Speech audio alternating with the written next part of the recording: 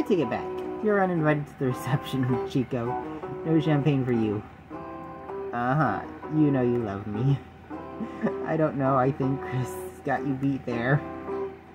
I see how it is. One cute guy walks in, and I'm kicked to the side of the road. Just call my boyfriend cute, Chico.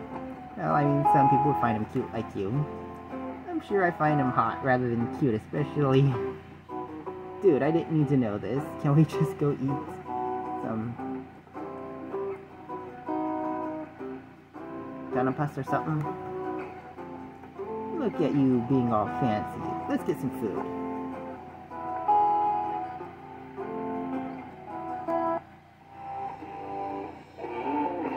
Adam and Carlos moved to San Francisco at the summer. Adam starts medical school at UCSF, and Carlos starts his administrative job. You'll work an internship in the city as well, and it makes the transition easier. Still, you miss Carlos a lot. The following year, Skype helps with the distance a bit. You graduate with Jake, I'm not going to pronounce his name, and Hannah the following year. You move to San Francisco and in with Adam and Carlos getting a job at the software company in the area. Work is fine, but the best part is being with Carlos again. Two of you get married following the Supreme Court's decision on a whim. Carlos takes advantage of the situation to apply for citizenship and quits his administrative job, instead following a job as a personal trainer. You think he's much happier. Aww. You and Janet keep in touch, even as you gradually grow apart over the years. She and Tom break up afterwards at the end of sophomore year. You spend a lot of time talking to her over the phone and supporting her, but in the end, she agrees it was for the best. She switches majors after deciding that being a drama major was ruining her love of acting, and manages to graduate on time with a major in economics. She ends up working for a small finance company in Maryland, and starts dating a guy she meets at her local drama group. They get married after less than 6 months of dating, which raises some eyebrows, but she assures you he's the one. They start a family together, and she names you godfather of the kids. Oh no! The two of you never lose touch, always making time to see each other. You practically enjoy spending time with her growing family.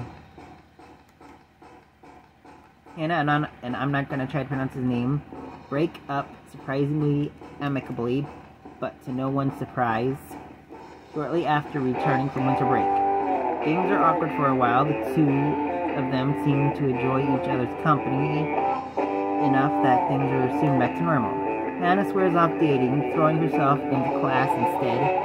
She takes on double then triple major in mathematics and Japanese. I'm not going to try to pronounce his name. Dates a few women through the years, but none of them seem to be serious. Jake tells you he thinks none of them can live up to Hannah in Nick's mind.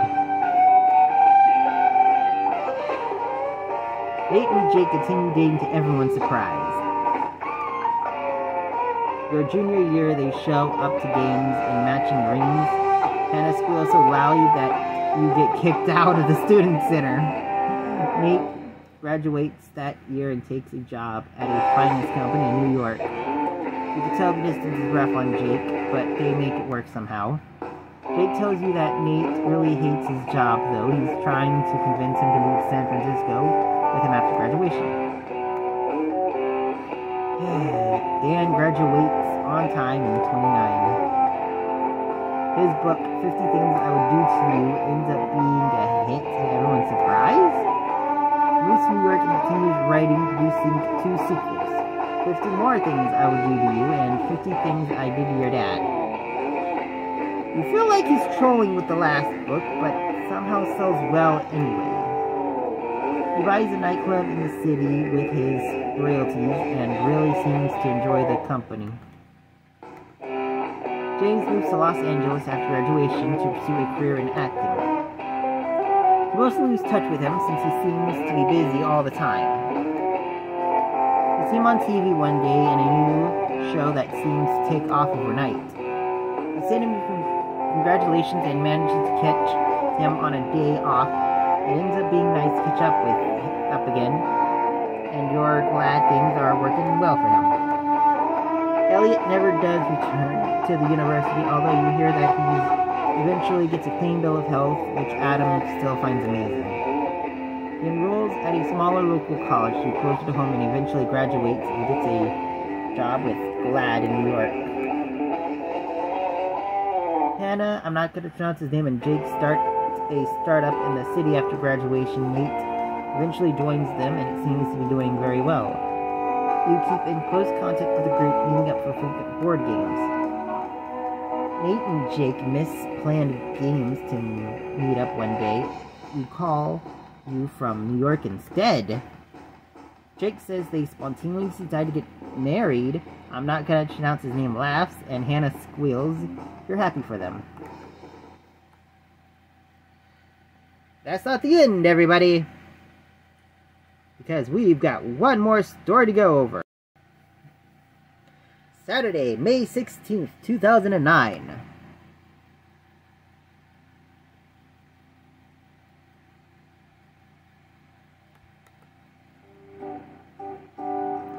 Well, that was delicious, dude.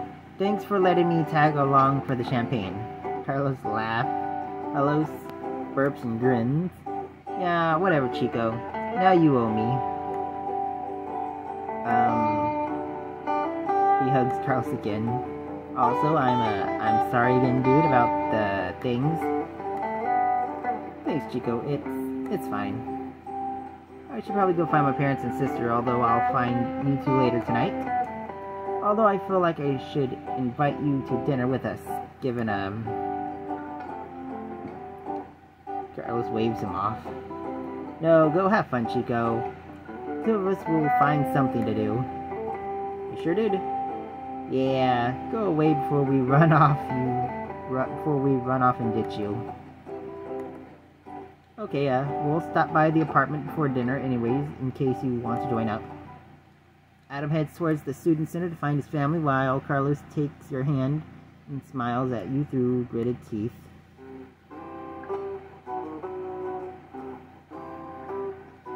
It doesn't matter what we say. I love you. He smiles and kisses you gently. I know, and I love you too. I wish that had gone better, though. We could be having pizza right now, and they'd get to know you better, and... He trails off, shrugs, tightened his grip in your hand. Whatever. Let's head right to the apartment. Two of you walk back to your place in silence, Carlos seemingly trying to collect his thoughts. Carlos follows you into the place and shuts the door behind you. Right before sitting on the couch, you sit next to him and wait for him to speak. I'm sorry, Chris. No matter how much I was expecting this, it's still hard, you know. He takes your hand, kisses you gently.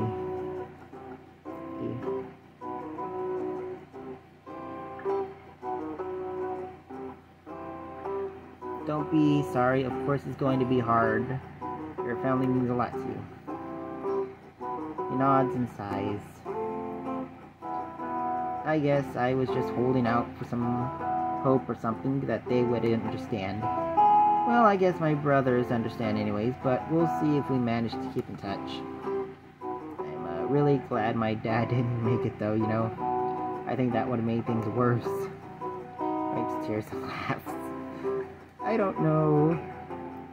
I feel like I need to be strong for Adam though. Like, he worries so much about me anyways. He looks at you and smiles. You're amazing though, and this is probably terrible, but I'd kind of like to right now.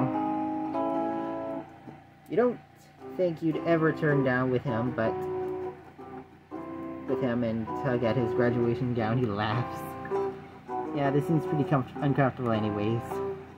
He pulls it off, taking off his shirt, and he smiles at you. Bed? The two of you make your way to the bedroom. He pushes you onto the bed, kisses you like you're the most important thing to him. You suppose in some ways you are right now.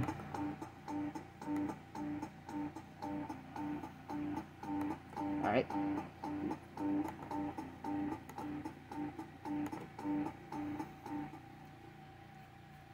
He feels amazing as usual. You lie together afterwards, holding each other. It feels like he's unwilling to ever let you go. The phone rings, startling the both of you. Carlos shakes his head and looks at it, half curious, but also looking terrified what it might be. It must be particularly reassuring or something, because he reluctantly reaches out to and answers it. Hello? You look at him questioningly. He smiles, putting on the other arm around you, holding you against him again.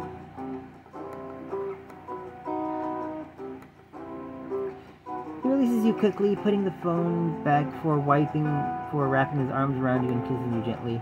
Well, that was amusing, I guess. He shakes his head. Apparently my mom won't stop ranting, so too Antonio slipped away and quickly called to say that he and George support us and to apologize.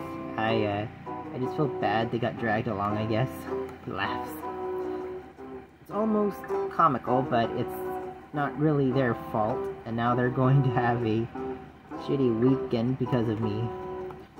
It'd be nice to meet up with them or something and take them out for pizza, but I don't think my mom would really appreciate that.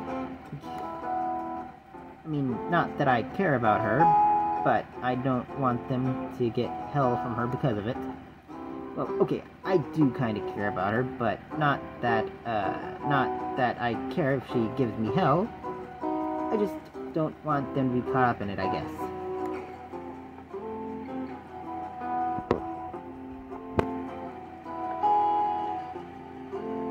I don't know.